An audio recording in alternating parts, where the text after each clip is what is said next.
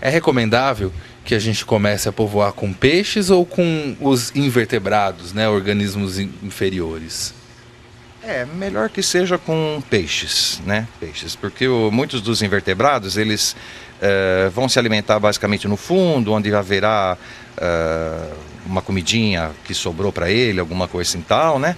Então é bom dar um tempo para ver esse material que ele possa se alimentar, né? Então no começo peixes, né?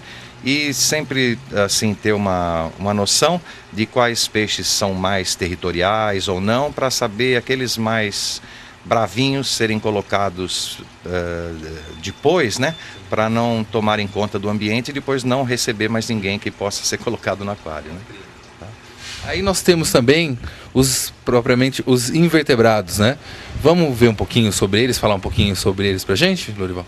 Bom, além da exuberância das cores dos peixes, tem um aspecto muito interessante que são os invertebrados, os corais. Eles são muito exóticos, né, Lorival? Explica um pouco pra gente como é que a gente faz para manter esses organismos no aquário, que eles são muito diferentes e algumas pessoas, né, pensam que são plantas, inclusive, né? Exatamente. Ao contrário, todo mundo pensa, né, que são vegetais, não são, são animais, né, que usam as rochas que a gente como uma base, né, para o crescimento deles, né? Sim. O único problema é que os corais exigem uma iluminação diferente do que os peixes, né? Sim. Então a gente usa umas lâmpadas com mais potência, tipos HQI, né?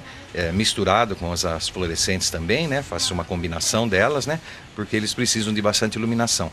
E alguns elementos químicos também que exaurem na água, né? Então a gente recomenda, dependendo de cada volume, uma troca parcial da água salgada, né?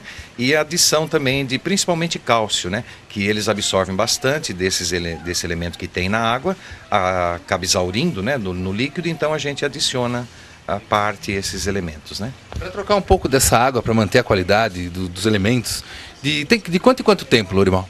Basicamente uma vez por mês, né? Logicamente existe uma evaporação, principalmente nos meses mais quentes do ano, então essa evaporação a gente simplesmente adiciona água deionizada, é uma água doce, de boa qualidade, uma excelente filtragem, né?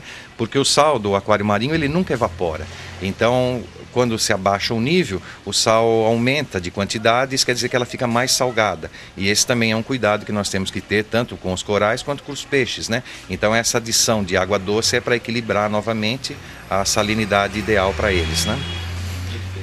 E todos esses elementos que você comentou conosco, para alimentação, para manutenção desses animais, todos eles têm disponível no mercado, é fácil, difícil de encontrar? Não, isso é super fácil, né? Toda loja que trabalha com esse tipo de aquarismo marinho tem esses produtos, né? E logicamente saberão recomendar o uso tal, né?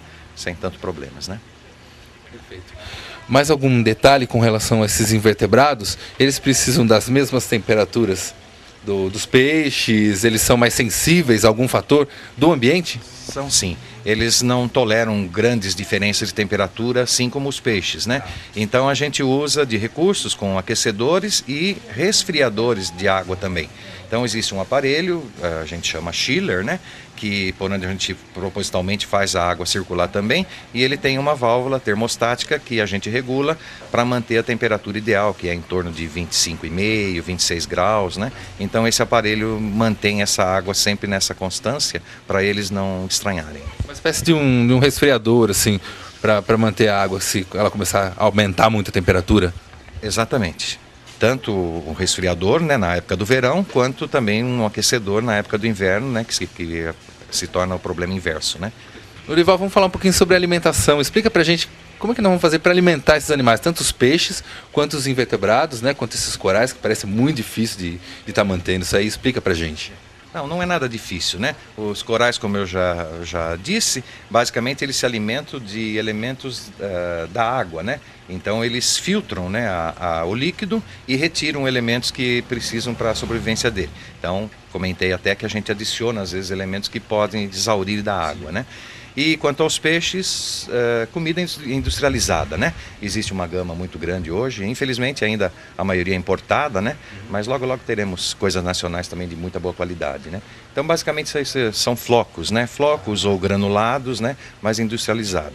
E existe também, que a gente usa bastante, um alimento vivo que chamamos artêmia. Ele é um micro camarão, né? E isso também é muito rico em gordura, tal. A maioria dos peixes se alimenta, né, disso e faz muito bem para mantê-los em cativeiro, né? Eles aceitam bem, né? Agora, os corais, eles se alimentam também desses pequenos organismos vivos, da artêmia? Não todos, né? Alguns deles sim, outros não, né?